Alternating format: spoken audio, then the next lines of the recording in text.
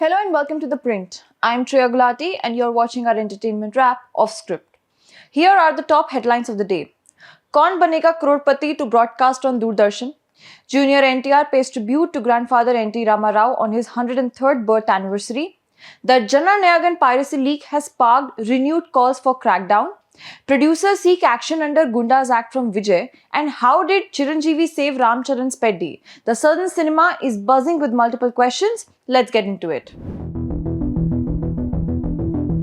India's public broadcaster Doordarshan is turning to nostalgia, family-friendly storytelling and iconic television formats as it rolls out a revamped programming lineup for Doordarshan National. The broadcaster says the new slate is aimed at reconnecting audiences across generations while reviving the culture of collective family viewing that once defined Indian television. At the center of the new lineup is the return of Kaun Banega Crorepati, one of the country's most famous and influential television franchises. Hosted by Amitabh Bachchan, the quiz show has over the years evolved beyond a simple knowledge competition into a cultural phenomena rooted in aspiration, emotion, and ordinary people's stories. The show will air Monday to Friday at 9 p.m. on Doordarshan National. Alongside KBC, the broadcaster is also reviving socially rooted storytelling with Rajni 2.0, a contemporary reimagining of the iconic Rajni franchise. Anchored by a strong female protagonist, the show promises to tackle everyday social issues through emotionally driven narratives centered on courage, resilience, and accountability. Scheduled for an 8 p.m. weekday slot, the series aims to combine social awareness with mainstream family entertainment. Comedy and satire will also remain part of the network's strategy with Office Chali Musaddi Ki Beti, a spin-off inspired by the cult sitcom Office. Retaining the franchise's trademark humor and bureaucratic satire, the new version seeks to reflect the frustrations of the common citizen through sharp wit and contemporary social commentary. This show is expected to air on weekdays at 8:30 p.m. Doordarshan's latest push also reflects a broader attempt to adapt to changing viewing habits. All three programs will simultaneously stream on Waves OTT, allowing audiences to watch content across mobile phones, tablets, and smart TVs. For decades, piracy has remained the film industry's most persistent nightmare. It has become a devastating force capable of wiping out crores within hours of a movie's release. In Tamil cinema, the problem is often described as Thiya Sakti, an evil force haunting the industry, and despite repeated crackdowns, producers say that it continues almost unchecked. The latest flashpoint is the alleged online leak of Jana Nayagan, director H. Vinod's political drama starring Vijay. The leak has reignited industry-wide anxiety, with producers now demanding far more aggressive legal action against piracy networks. In a recent interview, producer G. Dhanajayan urged both the central and Tamil Nadu governments to treat piracy as a serious organized crime issue rather than a routine copyright violation. According to Dhanajayan, the Tamil Film Active Producers Association recently met Vijay, who now serves as a Tamil Nadu Chief Minister, and raised piracy as one of the industry's biggest concerns. He described it as the issue that gives producers sleepless nights. During the meeting, Vijay reportedly asked whether Tamil Nadu's cybercrime wing could tackle the issue more effectively. But producers argued that isolated police action alone would not be enough to dismantle large piracy networks operating online. Dhanajan pointed to Telangana's anti-piracy framework as a model worth replicating. In Telangana, the state government and film industry jointly established a dedicated anti-piracy office that acts swiftly whenever pirated versions of films surface online. Producers can immediately alert the unit, which then works to take down illegal links and uploads in real time. Calling for a similar mechanism in Tamil Nadu, Dhanajan insisted that authorities must go even further by invoking the Tamil Nadu Preventive Detention Act 1982, commonly known as the Gundas Act, against individuals involved in uploading films illegally. The producer also claimed Vijay assured the delegation that his government would support the film industry in tackling piracy more aggressively. According to him, authorities should pursue strict legal action not only against those leaking theatrical releases, but also against people illegally sharing OTT content. The concerns intensified earlier this year after Jana Nayagan reportedly surfaced online in pirated form while Tamil Nadu was in the middle of assembly election season.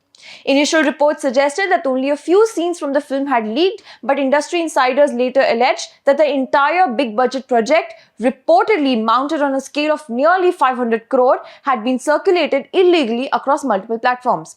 For an industry already battling rising production costs, unpredictable theatrical footfalls, and changing audience habits, piracy remains a crippling financial threat. And with Jana Nayagan carrying enormous political and commercial significance, the latest leak has once again exposed how vulnerable even the biggest films remain in the digital era. What could have spiraled into a major disruption for the Telugu film industry has for the moment been diffused thanks to the intervention of Chiranjeevi. With tensions escalating between Telangana's single-screen exhibitors and film producers over the long contentious rental system, the release of Peddi had begun to look uncertain. But on Wednesday, the Telangana State Film Chamber of Commerce issued an official statement confirming that exhibitors had agreed to allow the film's release under the existing rental structure after discussions with Chiranjeevi. The assurance came with a larger promise attached.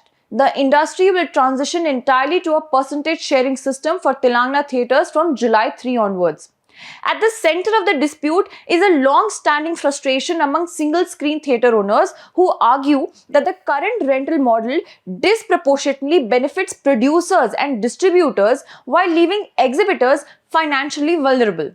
Under this system, theatres pay a fixed rental amount regardless of a film's box office performance. Whether audiences turn up in large numbers or not, exhibitors continue carrying the same financial burden. The contrast becomes particularly stark when compared to multiplexes, which largely operate on a revenue sharing basis. According to industry estimates cited by exhibitors, a film grossing, let's say 1 crore, may leave a single screen theatre with only around 7 lakh under the rental structure, while multiplex operators working on percentage sharing can earn nearly 45 lakh from the same collection. This disparity has fueled resentment for years. Distributor and exhibitor Shirish Reddy pointed out that producers already follow revenue sharing system in markets such as Maharashtra, Delhi and Karnataka, but have resisted implementing similar structures in Andhra Pradesh and Telangana. He also claimed that close to 100 theatres have shut down since the release of RRR due to mounting financial losses. Exhibitors had pushed hard to make Peddi the turning point in this debate, demanding written assurances from producers before agreeing to screen the film. Producers, meanwhile, proposed retaining the rental model with an additional 7.5% revenue share, an offer exhibitors rejected. This deadlock had already affected smaller releases, with reports suggesting that the film Jet Li faced screening disruptions due to the standoff. With Peddi carrying significant commercial expectations, the stakes were considerably higher. The breakthrough came after Chiranjeevi personally assured exhibitors that their concerns would be addressed before June 30. According to the Telangana Film Chamber secretary, the exhibitors agreed to trust the actor's word and allowed Peddi to release without disruption. Chiranjeevi has also reportedly committed to overseeing discussions conducted by a subcommittee formed to finalize the framework for the percentage sharing system. The most significant outcome of the negotiations may ultimately extend far beyond Peddi itself. The chamber's statement made it clear that the rental model, which has shaped Telangana's exhibition business for decades, will effectively end on July 3rd. Going forward, all theatrical releases in the state are expected to operate solely on a percentage sharing basis, a shift exhibitors have long argued is essential for the survival of single-screen cinemas. For now, however, the immediate crisis has been averted and Peddi remains on track for its June 4 theatrical release.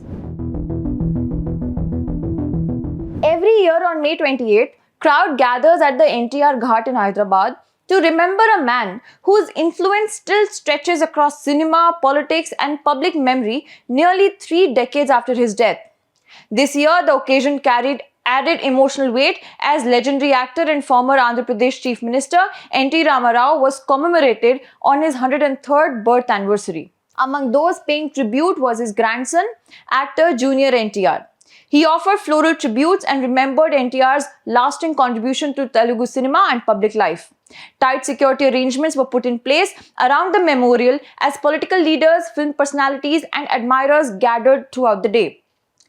Born on May 28, 1923 in Nimakuru village in Krishna district, NTR rose from a farming household to become one of the most revered figures in Telugu cultural history.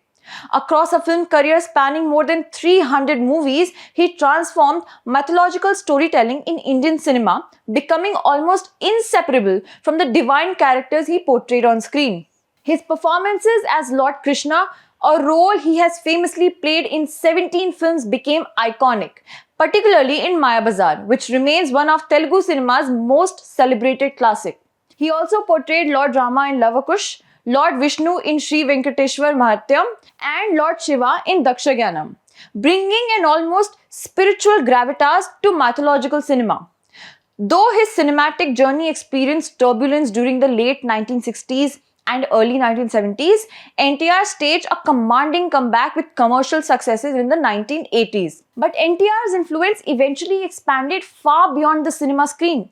In 1982, he founded the Telugu Desam Party with the promise of protecting Telugu identity and self-respect.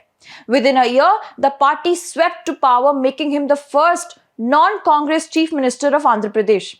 Across 3 terms in office, he championed welfare measures aimed at women, rural communities, and economically marginalized groups. NTR passed away in 1996, but his legacy continues to straddle both politics and cinema in a way few public figures have managed. For Junior NTR, the annual visit to the NTR Ghat is more than ritualistic remembrance. It is also a reminder of the towering legacy attached to the surname he carries. Even today, the crowd gathering at the memorial reflect the breadth of NTR's impact. Older fans who grew up watching him as a cinematic deity, political workers who remember his rise to power, and younger audiences who know him through stories, reruns, and inherited admiration. More than a century after his birth, the NTR name continues to command devotion across generations. Thank you for watching and follow for more.